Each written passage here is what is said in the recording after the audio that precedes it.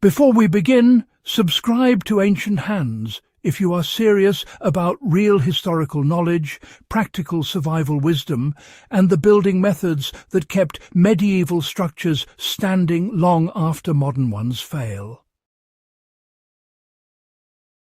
What you're about to learn is not a myth, not a forgotten potion, and not folklore. It is a material still under your feet today, quietly doing the same job it did 1,000 years ago. Walk through any medieval village ruin, cathedral crypt, or timber-framed house that has survived since the Middle Ages, and one question keeps returning. Why did the wood not rot away centuries ago?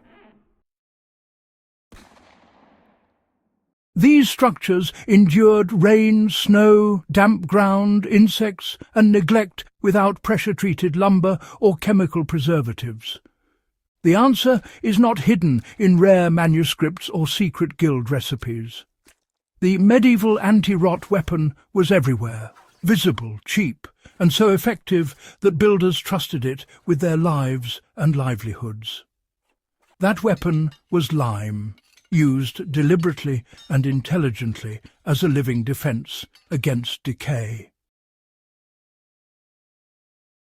Why medieval builders feared rot more than fire? Rot was the silent killer of medieval buildings. Fire was dramatic and rare, but rot worked slowly, collapsing roofs, weakening beams, and destroying homes from the ground up. Medieval builders understood that wood failed, not because it got wet, but because moisture fed fungi, bacteria, and insects. Their solution was not to seal wood completely, but to change the environment around it so rot could not take hold. This understanding shaped medieval construction across Europe, from English timber halls to Scandinavian farmsteads and alpine barns. Lime became the foundation of this system because it attacked decay at its source. So, here's how lime worked as a sort of biological weapon against decay. Lime is created by burning limestone into quicklime, then, slaking it with water to produce lime putty or lime wash.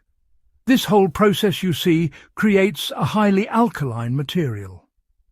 Rot-causing fungi and bacteria, they just can't survive in such high alkaline environments. When medieval builders coated wood, stone and masonry with lime, they were, in effect, creating hostile territory for decay organisms.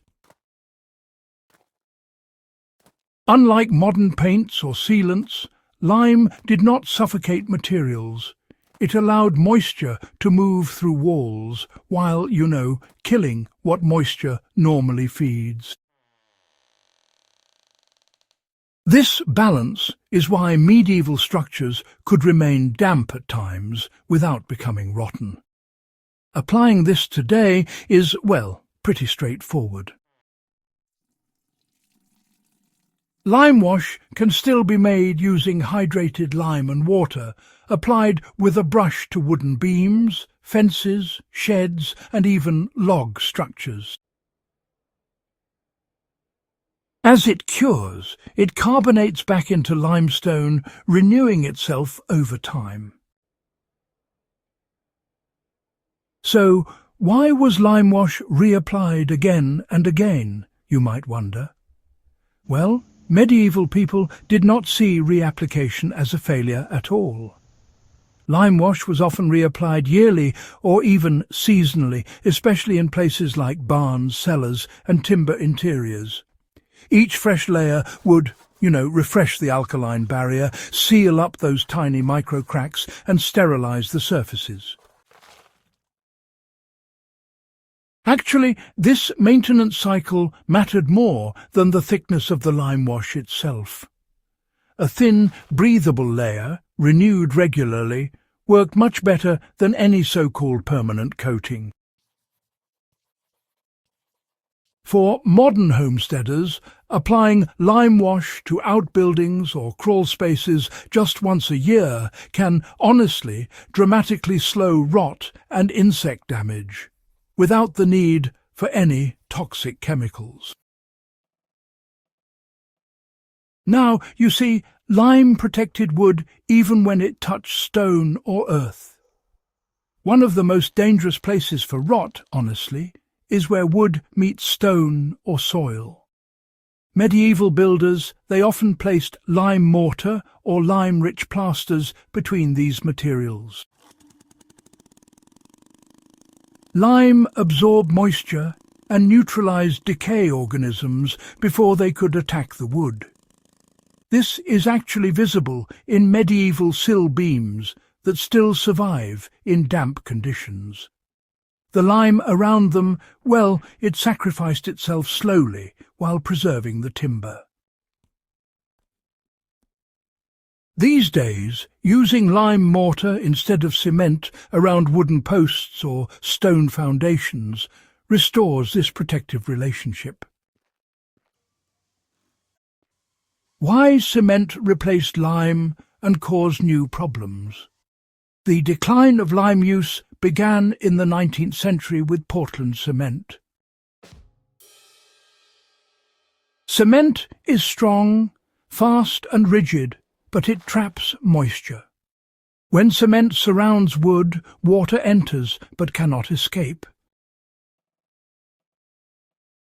Rot accelerates invisibly. Medieval builders avoided this mistake because lime remained flexible and breathable. You know, understanding this difference explains why so many modern repairs fail faster than the original medieval fabric. A practical, modern step-by-step approach inspired by medieval practice goes something like this.